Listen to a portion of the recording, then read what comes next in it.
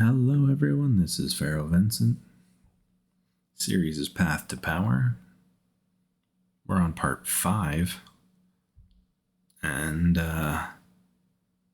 we're finally talking about something that I can speak to knowing everything for a while, because it seems like a lot of things changed in one category. This is the least changed category, meaning my old video is still technically relevant, but I still want to at least talk about it a little bit. There's a couple of small updates, things that I think I underestimated that I shouldn't have. So we're talking Titans. And this video might be a little bit on the quicker side in the sense that I plan on kind of blitzing through some stuff. So first and foremost, what do you need to know about the Titans? When you first unlock them, they're garbage. Very quickly, you need to start evolving your Titan. The evolutions of the Titans are really where a large portion of the damage comes from them. So what do you need to do? You would like to evolve right off the bat your female Titan first. You want to get her all the way up to level, to the blue tier in order to unlock Queen's Inspiration. Queen's Inspiration is amazing, and you will use this a lot. In fact, I recommend this on all cities below city level 24 when you get both. Literally, the male Titan, you don't even have to use him until after city level 24. That's how much I don't recommend him. If you do have the ability to get those extra couple of evolutions into blue, you should be able to get this first skill unlocked, which is the Potent Inspiration at blue 3. And you'll notice every 3 you gain a skill. Blue 3 is amazing. So blue 3 is kind of where you stop. At that point, you circle back, you get your male Titan all the way up to your blue tier. And then really, you want to get him all the way to purple in order to gain your first energy guard. So again, blue 3 female, male to purple. And at that point is when I switch back to the female Titan, and she goes all the way to orange. And the reason being is you gain things along the way, like increases damage of troops and biochemical zombies to long-range troops by a percentage. This is an amazing ability. Okay, so there's damage to long-range troops that you're getting along the way. You also gain the additional shield from Blood Feast, which is not bad. You get Blood Feast at purple. It's all right. Where orange for her gets nice is the symbiotic tail. It does decent damage. Technically speaking, if you wanted to stop at purple 6, you could, because the tail is just damage. But I think that the damage from the tail actually is nice in the sense that it likes to target things with low troop numbers and bring them down so that your officer breakthrough skills tend to hit better targets. So I really like the tail. I find that the tail is important for damage. That's just me. Once she is orange, then it is all about the male Titan, literally until he is orange 6. Because orange 6, you gain his Halo skill that increases attack of everything in the army. So Deadly Halo is amazing. Because it really increases your damage. It's also multiplicative. And then you'll bring her to orange 6 as well. Because she has the hit point and defense one, which is not bad. Shout out to her Orange 3 because it's, it's attack. It's not bad. It's really good. After that, I recommend everyone stop spending. Unless you're that guy that has to max them out, there is no benefit after Orange 6 for evolving your Titans. So collect your Source Stones passively over time through events and don't worry about spending money there because you don't gain that much benefit. Moving on. Levels. I'm going to make this easy. Keep them the same level. You can argue that you could level them in terms of 2s. So right now, both of mine are odd levels, which is not something I usually do. So I might level him once he's level 20 or once she's level 22, I'll level him to 24. Then I'll come back and level her to 24.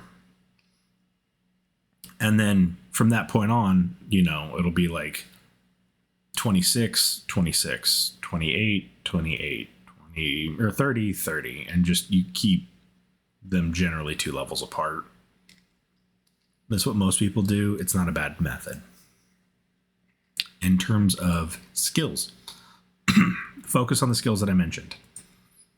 Queen's Inspiration, Potent Inspiration, Queen's Majesty, Invincible, and Devout Halo are all very good. I'm not saying don't level the other ones. Do. Just only level them if there's an event. In terms of the male Titan, you go a long way before you find the first one. Because it's literally Energy Guard. And then, Protector's okay. And then Deadly Halo. The rest of his skills... Oh, actually, I lie. Rampart Halo is also really good. Because when you start sending melee troops, it's a good thing to have. Which is essentially C30 in the Uranium Mines. Hence why you don't really need him before C24. Equipment. So a little bit to understand about equipment. One, this is one of those things that you will not have if you don't spend just about. You can get a pittance of the equipment alloy from specifically doing infinite zombies and buying 2 per day for 400 infinite zombie coin. And you're probably going to have to do that if you want to level this free to play. You can get these equipment chips, but they're very hard.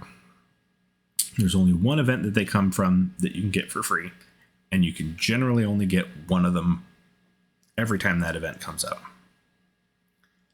So I'll make a video on that event rather than trying to remember its name off the top of my head, because that's dangerous. But yeah, you're looking at essentially one of these skills every blue moon. Because it's bad. If you're not spending, you're probably not getting your Titan equipment out. In terms of order, though, the best one to start with is female Titan. Surprise. And it is going to be the Empress Escort. This ability is actually really, really solid. One of my favorites. It essentially gives a shield to melee skill or to melee troops that works, as like a damage reduction. That it adds up a lot, and it works for a vast majority of the fight because essentially it has a 60% uptime. So 60% of the time your troops are taking less damage. That is fantastic. The next really good one is actually Steel Barrier. So while your melee troops are alive, you gain damage reduction on all of the rest of your troops, period, and stop. Great. Toxic's Tail is a skip. For free to play, even moderate spenders, I'd skip this until a while. Destructive Lightning is amazing as it levels. It starts off okay. There are specifically a few levels where this goes up. I believe it's level 11 from memory, and like level 21. It goes from 3 to 4 and then 4 to 5 jumps. It does damage that basically allows your other skills to start doing good things down the road. Thor takes that Destructive Lightning, and now it is increasing the attack of your troops. If it kills an enemy, it's where it says kills above your Titan's head. Thor is really solid. Nothing more to say there. It gives you more attack if you kill something with your Destructive Lightning. It's good, but it's a trap, because a lot of people say that if it kills something, if it doesn't kill anything, then it is completely useless. And Weaken Energy is actually really solid by comparison for the 3 rank skills, but it is directly proportional to how many bounces your Destructive Lightning is. So for instance, if you had Weaken Energy at level 25, the max, where it's giving you I believe it's 24% damage reduction, but you're only hitting 3 troop types, it's not that good. But if you have your, your Destructive Blast, your Destructive Lightning up to where it's bouncing 5 times, then Weaken Energy is actually very good, because it'll hit up to 5 troop types, which means that it'll hit like zombies and both of your opponent's DPS troops and Titans. That starts to do insane damage. And with that, I will call the video. Please consider, enjoying and sharing this content. It's been helping out tremendously. Consider supporting my Patreon, like, comment, subscribe, and I'll see you on the next one.